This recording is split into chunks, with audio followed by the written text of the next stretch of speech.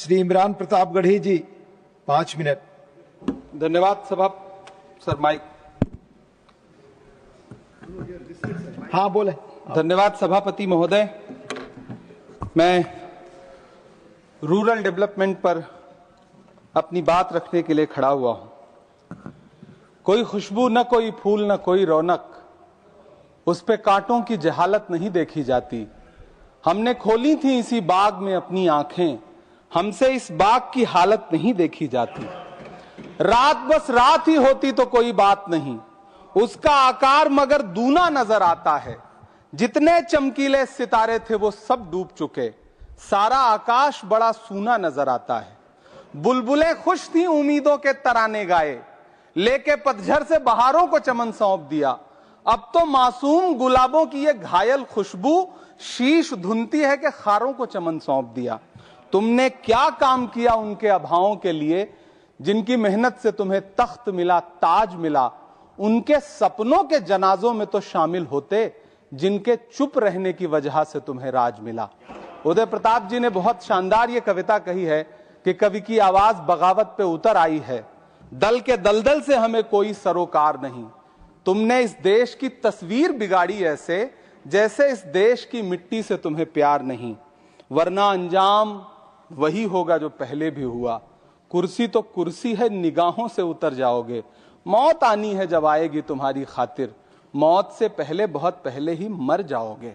सभापति महोदय, गांव की परिकल्पना में प्यार था, अपनापन था, भाईचारा था। कभी महात्मा गांधी ने जब गांव का सपना बुना तो मुझे लगता है उसमें वो मोहब्बत थी कि गांव में अगर किसी बिटिया की शादी होती थी तो पूरा गांव अपने संसाधन लेकर के, कोई चारपाई लेकर के, कोई गुड़ लेकर के, कोई प्रेम लेकर के खड़ा हुआ करता था। लेकिन पिछले 2014 के बाद से गांव में जो नफरत बो करके विकास किया गया है वो अद्भुत और अकल्पनीय है।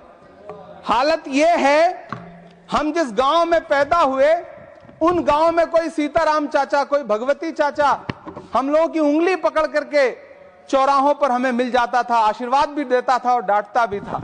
लेकिन मौजूदा स्थिति यह हो गई है कि गांव में चाय, जो गुड़ की चाय बना करती थी, उसकी चकल्लस में जो चर्चा होती थी, उसमें जब से चाय में चर्चा वाली राजनीति घुसी है, उसने पूरे गांव का माहौल ऐसा कर दिया कि आप अब एक दूसरे से प्रेम से बैठ के बात भी नहीं कर सकते।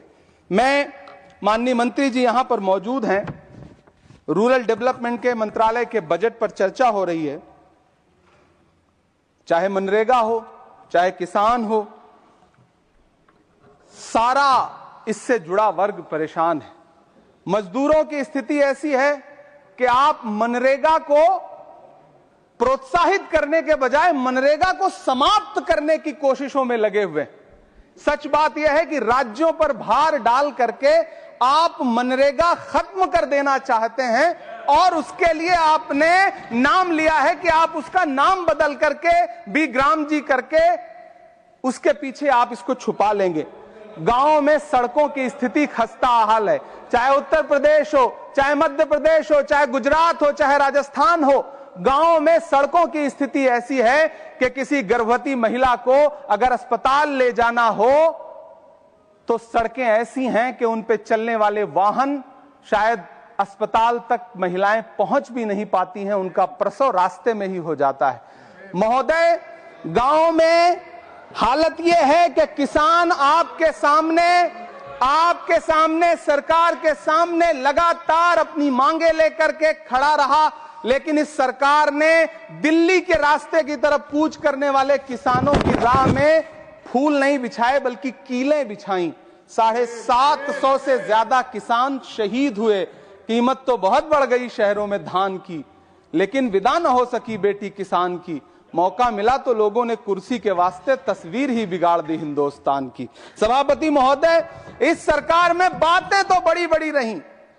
बजट की बात करके यह कहा गया कि गांव का विकास करेंगे, लेकिन प्रधानमंत्री की जो आवास योजना है, प्रधानमंत्री आवास योजना के तहत गांव में आवास बनते हैं और इनकी राज्य सरकारें उन आवासों पर बुलडोजर चलाती हैं।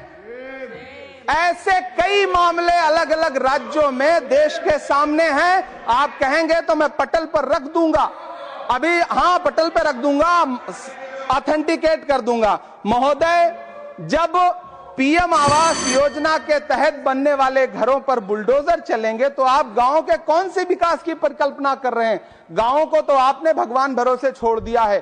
गांव में रहने वाला किसान अपनी मेहनत से अगर अन्न उपजा रहा है तो आप उसकी एमएसपी भी नहीं दे पा रहे हैं, आप उसको सहायता नहीं दे पा रहे हैं, बल्कि धन्ना सेठों की सरकार बना के रख दिया है आपने। महोदय, मैं जानता हूं मेरा समय समाप्त होने वाला है, लेकिन एक मिनट मुझे कंक्लूड करने दें, मुझे कंक्लूड करने। सर, हमारी आंखों में तो ऐसे गांव के सपने थे कि जहां रहने वाले ग्रामीण अंचल के लोग शहरों की तरफ पलायन ना करें, ऐसा सपना हम देखा करते थे। लेकिन गांव में डेवलपमेंट के नाम पे इस सरकार ने मूलभूत सुविधाओं से भी गांव को वंचित रखा हुआ है, जिसकी वजह से गांव पलायन करके शहर की तरफ भाग रहे हैं और गांव के गांव खाली होते जा रहे हैं।